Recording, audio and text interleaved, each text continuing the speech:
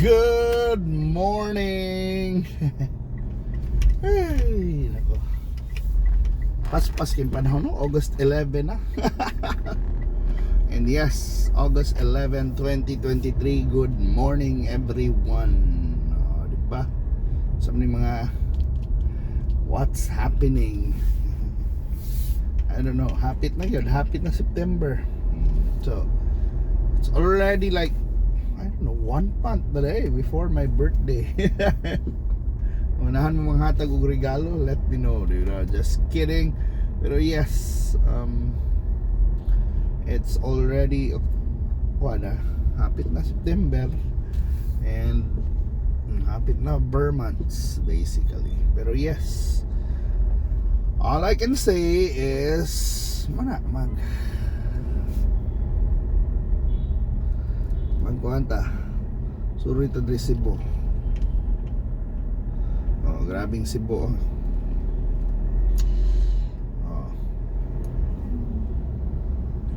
So there are so many projects diri Cebu kada nanay mo rag tukod ng na may nagnanagi station diri poste ani ang BRT. So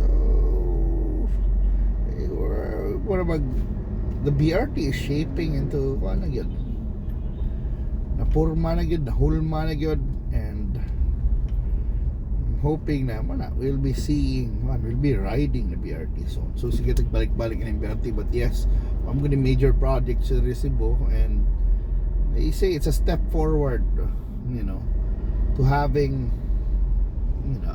a dependable mass transit or transportation that is a Queen City of the South.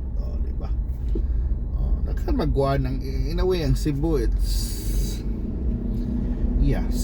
one of the progressive na isla sa Pilipinas for sure. We have a lot of businesses here, and I think nakalindot sa Cebu, medyo strategic kayo yung location.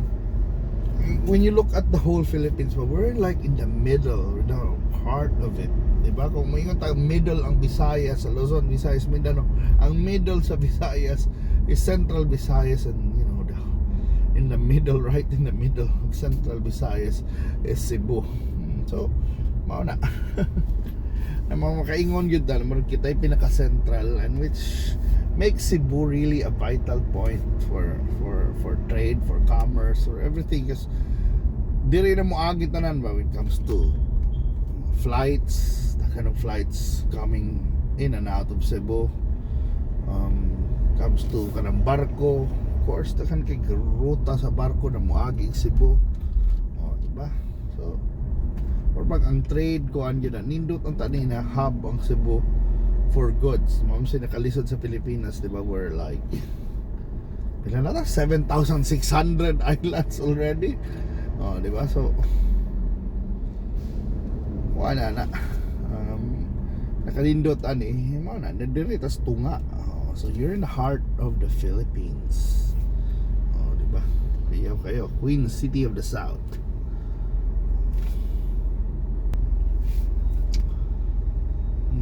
Money traffic na to karon. Funny go de. Sorry. Ginod mo ni sila, so ato ning ipadagan. Pero mao na akong kawanderan yun ba na sometimes, sometimes we have to say that kanang weakness na to, or kanang pagkukulang can become our strength.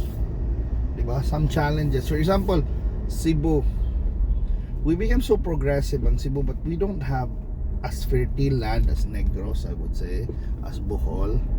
We don't have as much water, diba? Or even as kuan yun sa Mindanao. Pero ang nakanindot sa Cebu tingali, it's one because of the challenges, because ingani ang Cebu ba, Cebuanos found a way na to become like a trading power. It's just like Singapore. Sakto sa Singapore like data, because just like Singapore, wahanta ba? Data Agi sa Santiago. But just like Singapore na diba, they were like dili sad kay fertile lang land, kuwang slag resources, so they become a trading power na they just get goods from other countries, process it. O, di ba? So traders sila. And man, ang Cebu is like also like that. Man, kani mga yan, daghan titag mga inchik diri. Pasalamat na nila. Because in a way ka na ilang attitude ba pagka trader, pagka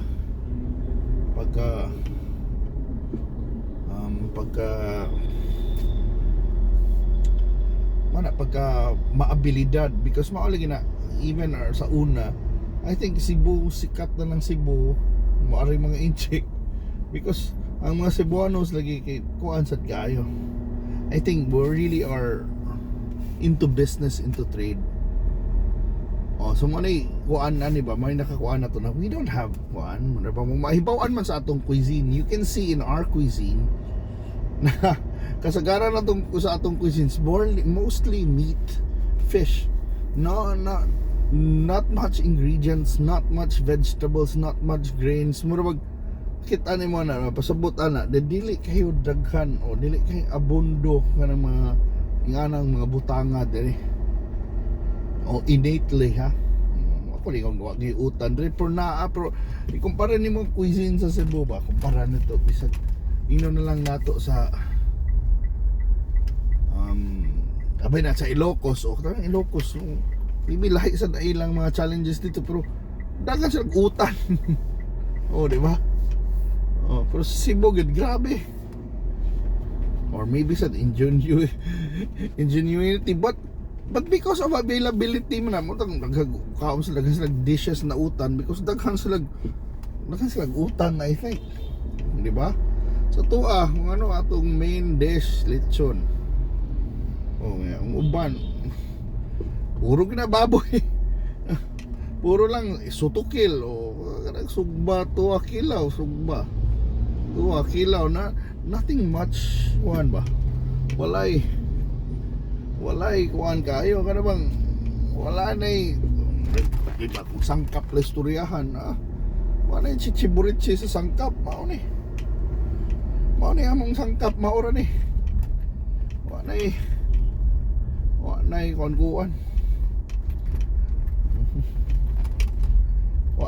kuan ba, lalis pa. So man, I think kuan sana I think kaning pagadili kaayo rich atong soil, it was a good thing in a way for nahimong negosyante mga tao. Kaya usahay mo kung puro na lang mana katubang nindot kay giyuta, usahay magsalig ra, di ba? Kaya may problema sa pagkaon, may problema kuan kay naa na tanan, di ba? So mo ni nakalay sa Cebu mo na nagibulahan gyapon tag ngaingana na we found a way to make the most of what we have. So in a way mo ni make the most of what we have. So for example sa baboy, for example, there's a pig. You have to make the most of the pig. So we eat everything from the blood, from the innards, ginabot, hindi kita ginabot. Kuan utok sa unsa ilabtan pa ng utok, himuon pa ng suwa pa ng mami, di ba? Mao na ibilba na ko Cebu ba, marabag in a way ba na dito magkalas-kalas ang panit, chicharon, unsa na ikuan man na lain-laing parties baboy, buong paklay, di ba? Buong kuan yan mga sa animals ba, buong paklay, buong uban pang putahe, dugo-dugo, chorizo, ginabot. So ginabutan pa lang makakita mo ka na diit mga renyon, kidneys, korela, mga sa atay, mga pancreas, unsa pa mga kuyaw na kay mga parte sa baboy ba nakanon yun dihas pungko-pungko. There's tungulan, there's stomach, lobes, kanang lobes, kanang kuan na yun. Padung nagyos anus na. Imagine, himuon pa na itong delicacy. Diba? So, bilba na ko sa atong cuisine ba na we just, and I guess the attitude, we just make the most out of what we have, and that's a good trait. usay mas spoil lang ta ko tayo kuana. Let's not, in reality we have to have that kind of attitude na let's not boast na naate abunda. We should know that we have limits, na ikuwang bisag sa atong kaugalingon tingali, but we have to make the most of what we have, di ba? Outwork people, not only outwit them, let's outwork them. More pag utilize yung tanang resources na possible and not magsalig, di ba? Di magsalig kay unsa ka you're rich, you're kuan. I think mo ni differentiate na to. Wala man tay salapi na ginapiko, ginapala. Oh, di ba? Sa ubang lugar ibutang lang na nimong liso, tubo na. Swerte kay na. Oh, pero dili sa tuwa di man, no. Inanan paghaguan, no, wa ngitay kahumayan resibo. Kamaisan na to, wala, pero so itong gibuhat naghimo tag mais. I know ang uban di mo ka og mais, unahan mo kan. Pero salamat to ta kay trading kakuan ta, trading capital na tanan tay mga bugas, mga kuan. Pero oy fighter kay sa unay Cebuanos made a way na wa mi bugas. Pues maghimo may humay na mais, and until now we can see the mais, corn grits, a substitute for rice in many karinderias. Diba? Labi na nga balbakuhan, larangan, lami kina with mais. So feeling na ko maog gina atong main carb sa una. Mais gina kay laniman ka kung atong susihon atong mga pagkaon. Mubagay man sa mais. Di ba? Ano hantod karon mga maglarang mga tabong sabaw, magkuan, bakarita, balbakuwa, lansyaw, mais. Lansyaw, imagine na ng lansyaw. That's the male sex organ of the kuan. Ino na to sa bull, di ba? Sa bull, or even sa una kabayo na, di ba? Puhon day mo bisita niya tas kabayuan sa Pardo, no? Kauntag kabayo. Pero mao na ba?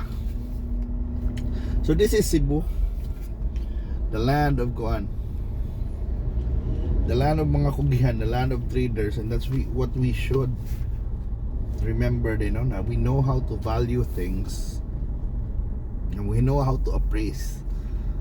So manang ang uban, I think they always say the test market of many products is Cebu. Alam bang, once you make it, or once a Cebuano accepts your product, it means kuan ka, you can make it big. Simple lang, because the Cebuanos, I think, knows how to value. Di tatihik, but we know how to appraise, I would say. Mo na lang natingali kay traders man ang atong nasa atong dugo, in our blood.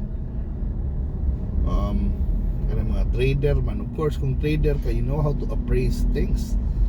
So una di lang kwarta, so pasabot ba usa ka sakong bugas, kung ilisa na natog, let's say gold, pila na ka gold, ilisa na nimog sa kasakong bugas, i-trade mo isda, pila ka isda kabaw. Ang Cebuano mo kwenta-kwenta na tingali. That's why, you know, na mga daghang negosyante na Cebuano na ni-succeed because tagmaro, pero still because they know how to value things, or even to convince. Again, sales skills. So even up to now, I think daghan mo kaingon di mas nindot patingali ang ubang lugar sa Cebu. But Cebu knows how to sell. Wag na nakakuan lang tiye nakalahi, because we know how to sell. We know how to sell our province. We know to sell our sites. We know how to, you know, market it, to make it, you know, hey, come here. We're welcoming. There's so many good things here, but you know, we have waterfalls. It might not be the best waterfalls. We have scuba diving places, snorkeling places, but it might not be the best snorkeling places. But for example, this one, malapas ko, but this is the place that you can find treasure sharks. So nindot kayo Kibaw mo market. We we find ways to make, inherent weaknesses into a strength, diba? Or because the kanting weakness, we manage to find our strength. And mao lang nila ang kuan sa tua, kung natay produkto, natay kuan, or even ourself. I guess the best advice is to find our strength, work around it, and do our best to really highlight that. Because in the age na maraming naghanakig hinawayon, having absolute strength on something is di na nila ma-dispute na. Diba? Diba na, bigana mo na. And hopefully, yes, we can remember that and apply it to ourselves gid lagi na, especially sa mga taga Cebu diha, na hey, kuanta, we live in a very competitive world, but we already know na we don't have the best of the situations.